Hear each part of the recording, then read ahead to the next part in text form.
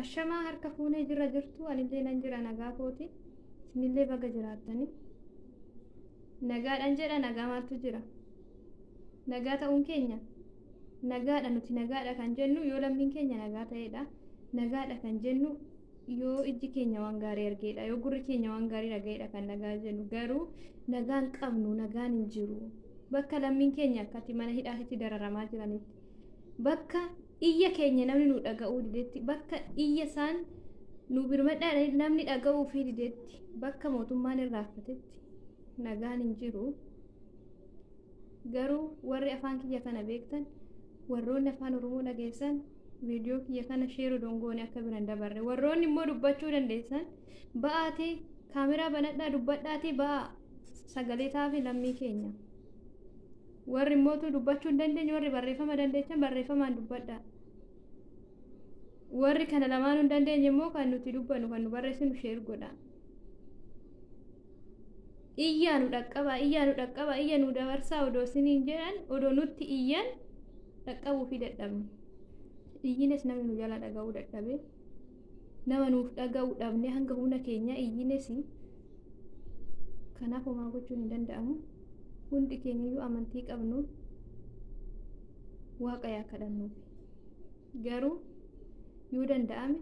sagalee yaa taanuuf namni nu dhaga'uu jiraate sagalee yaa taanuuf hamma yoomitti hamma maal taanii eeyna akkamitti ilmi namaa akkatti dararama cubbuun isaan hojjetan maalidha barkoo hojjennee toleen hin jijjiiramnee gara biyya keenyaa deebinee gallee maatii keenya wajjin jiraanadhaaf biyyaa ba'an malee har'a akkatti badii tokko malee waaqa malee kan nama adabu akkamitti namni namaan adabamu akkamitti ilmi namaa mirga hidhaa eeggamuu fi dida ikkoo yakka yoo hojjete namni yoo kan hidhamuyyuu ta'e mirgi isaa guutuutti eeggamaaf hin nyaata hin dhugaa hin uffata garuu saree hanqate ilmi keenya jechuudha lammiin keenya saree hanqate biyya ormaa keessatti sareen biyya kanaatu kabajaa qabdi sareeyyuu yeroodha shaaworii seensanii fudhachiisan yeroodha nyaata ishee eeganiifi bakka qulqulluu teessisan keenya maaliif saree hanqate lammiin sababni isaa hoo maal balleessine badiin keenya maalinni warri biyyaa nun argumoo maalidha waggaa lamaa fi homaa kan manidhaa keessatti dararamaa jiran kana iyya isaanii dhageeffanne moo hin argammoo maalidhaan jedhaani warri biyya keessa jiru achi yoo iyya nu dabarsaadhaan barnuuti dafneeti isin dhaqqabna garuu maaf nu dhaqqabuu dadhabda warri biyyaa warri Itoophiyaa keessa jirtan iyya nuti iyyinu kana maaf nu dhaga'uu diddan hiriira silaa waggaa kaanu ba'aa toltani maaf lammiin keenya manidhaa keessa jiru gannu yaa lakkifamu gara biyyaa nu haa galu jettanii maaf hiriiran baane hongeen biyya keessatti bu'ee hidhannutu dafee isin dhaqqaba humna qabnuun kan hojjennerraa riyaala takkaa lama walitti funaannetti ummata keenya beela jala dabarsina har'a lammiin keenya mana hidhaa keessatti dararama dubartiin deessee daa'ima qabattee dararama iyya dabarsinee iyya nu dhaga'uu akkamitti diddan baatanii nu iyyuu akkamitti dadhabdan hara dubartiin deessee tooniin qora keessatti daa'ima hojjite saqaayyaa jirtu san bara biyya ofii ta'e ciistee maaragaan irra samti kana mootummaan hin agarre moo lammiin hidhame kun lammii Itoophiyaati miti Oromoo qofaa miti kan hidhame Amaaraa qofaa miti Tigree qofaa miti yookaan saba biraa qofaa miti kan hidhame Itoophiyaa guutuudha kan achi keessatti hidhamee jiru lammiin hunduu keessa jira sabni hunduyyuu manidhaa san keessa jira kuni maaliif ta'e maaliif iyya keenya hin dhageenye iyya jaraa maaliif hin dhageenye akkamitti namni tokko furmaata nu laatuu dadhaba waggaa kana hunda manadhaa keessatti akkamitti daa'imman waan beekni dararamti manadhaa keessatti waan nyaattu waan uffattu dhabde akkamitti cittoodhaan dhumti daa'imni ilmi namaa mirgi saree yeroo eegametti akkamitti nuti mirga dhabna badii tokko malee mana keessatti manadhaa keessatti maaliif dararama lammiin keenya piliis warri sagalee kiyya kana dhaggeeffatan sheer godhaa wayis gochuu fi baattan iyyaa hundi keessanuu iyya dabarsaa afaan beektanii maalidha badiin isaanii cabsanii abaanii manidha silaa dhumuun isaanii dhumuudha cabsanii ba'anii shortaa harkattaa dhuman akkamitti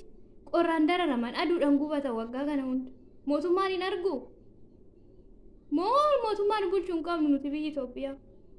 imbaasiin Itoophiyaa hundu emo'essa jira maaf hin dubbanne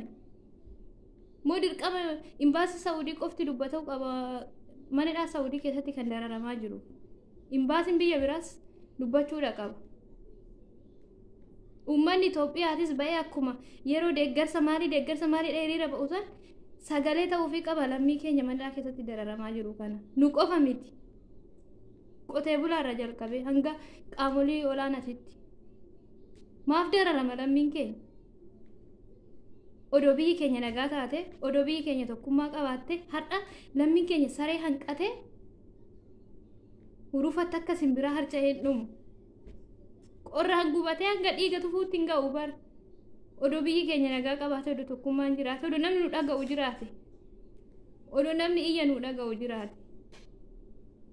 biyyi tokkummaa qabdu daa'ima lubbuu takkittiidhaaf daa'ima takkittiin boolla linnaan addunyaa guutuun ba'ee iyyeef guyyaa 5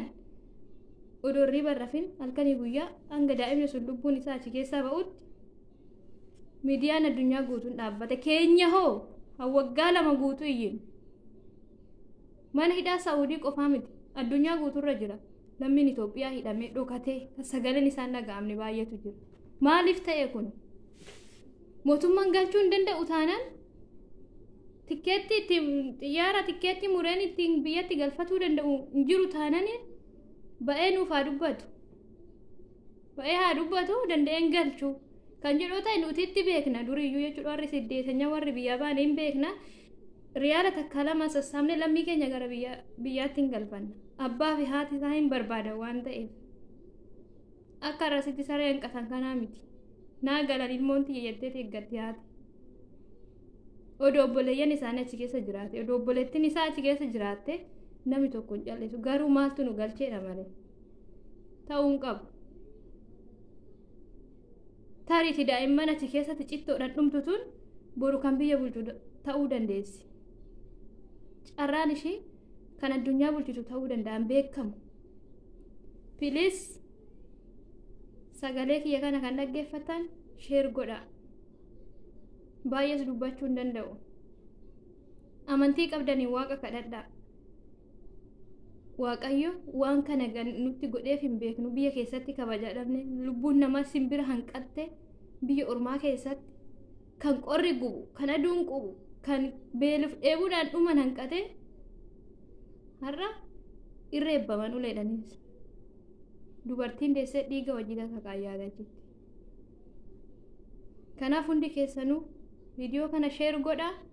sagalee taafi lammii keessanii humna qabdanii mootummaan hin galchu taanaan danda'een galchu tikkeetti xiyyaaraatiifuu danda'een galchuu kan jedhu ta'e ba'ee haa dubbatuutii nuyi hanga humna qabnuun sassaabnee tooniin hin galfanna lammii keenya gara biyyaatti maaliif dhumammaa akkuma keenyaan hojjennanii biyyaa ba'anii bara har'a akka manadhaatti galanii dararaman kanaa miti kaleessa namni tokko mana dhukkubsatee tooniin mana yaalaa hociise yoo nutti ba'anii dhukkubsataadha gargaaraa jedhan jarris keessa qooda qabu bar jarris guruupii ijaaraniit gargaaraa turre dhukkubsataa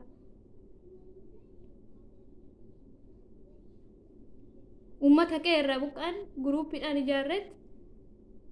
gargaaraa turre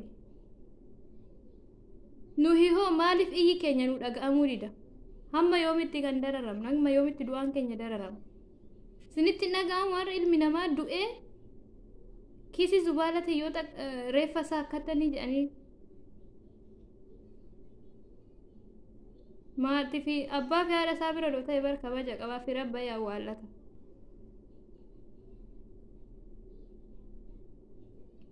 kanaaf ani baay'ee dubbachuu hin danda'u